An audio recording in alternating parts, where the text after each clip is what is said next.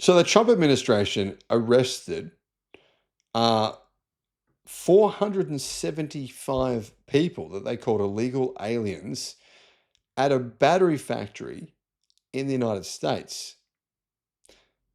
Is this a coincidence, or is this a continued kind of aggravation against renewable energy? Well, here's the full story.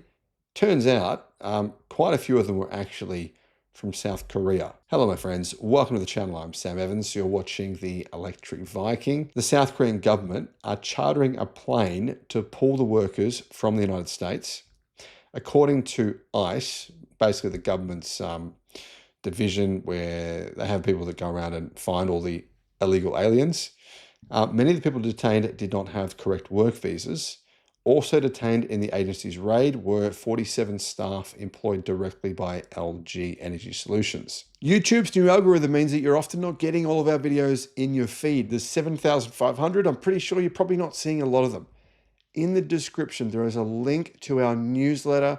Click on that and you can get an update every day of all the latest news in the electric car industry.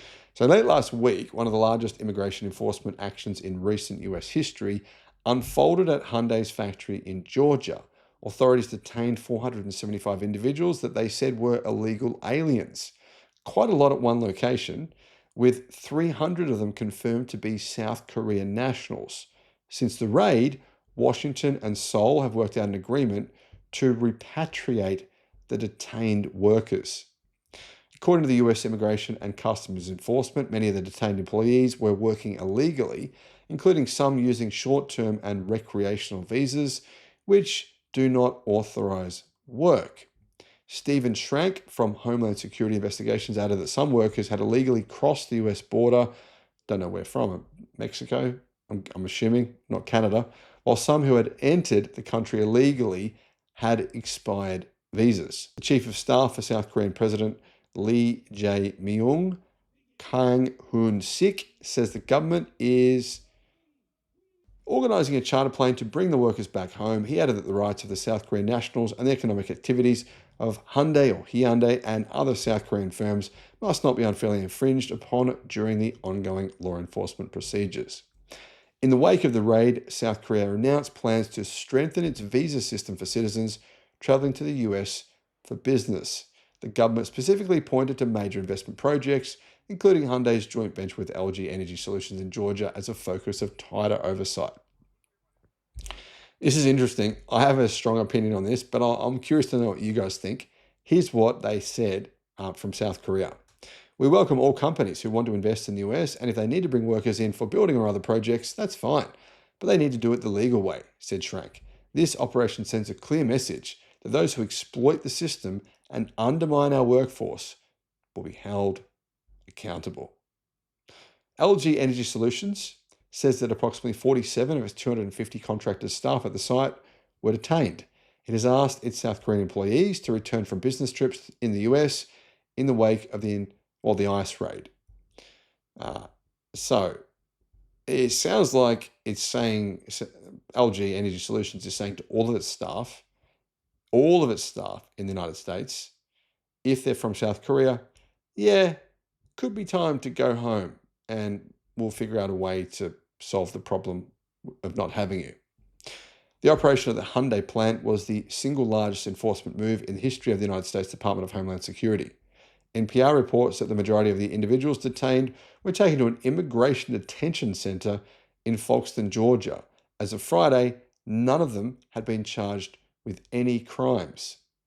But they took them to an immigration detention center because they were working at LG Energy Solutions battery factory. Guys, I think this is an overreaction. I think this is kind of childish. Maybe just, work it out without putting them in a makeshift prison, basically. But anyway, it's not surprising considering all the stuff going on lately. What are your thoughts? Thanks for watching. Bye-bye. In the first 6 months of this year, China installed about 70% of the world's solar, literally. Even in spite of that fact, though, solar deployments in the United States have absolutely skyrocketed. We're looking at predictions that by 2030, renewable energy will now make up 50% of all electricity supply in the United States. Now, solar and wind accounted for 91% of new US electrical generating capacity added in the first half of this year, in spite of the best efforts of the Donald Trump administration to slow it down. I mean, it's still skyrocketing. And honestly, if only the Trump administration actually supported it, these numbers, which are, to be honest, incredibly impressive, and I'm going to share with you just how amazing they are, they would be even better. Hello, my friends. Welcome to the channel. I'm Sam Evans. You're watching The Electric Viking. YouTube's new algorithm means that you're often not getting all of our videos in your feed. There's 7,500. I'm pretty sure you're probably not seeing a lot of them. In the description, there is a link to our newsletter. Click on that and you can get an update every day of all the latest news in the electric car industry. The Federal Energy Regulatory Commission, so basically a division of the government, they actually said that in June, solar alone provided 82% of new capacity in the United States. So all the power added to the US grid in June, 82% of it was solar. That was the 22nd consecutive month in a row where solar was the number one source of electricity installed in the United States. In its latest monthly energy infrastructure update report, FERC said that 2,440 megawatts were placed into service in June, meaning 82%. However, in the first 6 months of this year, 14,567 megawatts of utility scale solar was added to the grid. That does not include rooftop solar. And that was 75% of all new US electrical capacity. So for the first 6 months of this year, all the new electricity added to the grid, 75% of it was solar, but actually that number could have been closer to 80% if we include rooftop solar as well. Solar has been the largest source of generating capacity for 22 months in a row, and it is annihilating coal. Nuclear, none to be seen. It's all basically, to be honest, I find it's very strange, but even the government themselves said there's not going to be any new nuclear added to the grid in the next 3 years. I mean, of all the talk going on about nuclear, nothing's actually happening. Between January and June, new wind power provided 3,140 megawatts of capacity, and that was double the new capacity of natural gas at 1,700, or nearly double. Wind accounted for 16% of all new capacity added during the first 6 months of 2025.